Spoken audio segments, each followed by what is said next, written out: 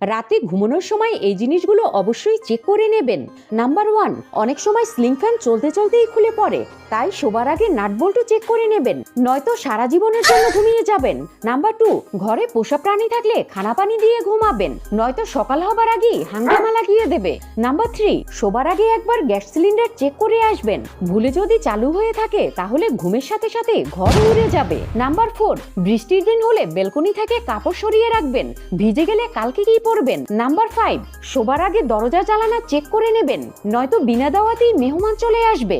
Number 6, ঘরে বাচ্চা থাকলে তাদের খেলনা সামলিয়ে রাখবেন, নয়তো রাতে সুসু করতে উঠবেন আর পা ধরে বসে পড়বেন। নাম্বার 7, শোয়ার আগে খেয়াল রাখবেন চাদর যেন ধোয়া হয়, হতে পারে এটার কারণেই আপনার পিম্পল হয়। নাম্বার 8, যদি লাইট বন্ধ কিন্তু মোমবাতি জ্বালিয়ে ঘুমাচ্ছেন তাহলে বুঝিয়ে দিন, নয়তো আগুন ধরে যাবে। নাম্বার 9, রাতে পানি খেতে উঠে ফ্রিজ খোলা রাখবেন না, তাহলে খাবার তো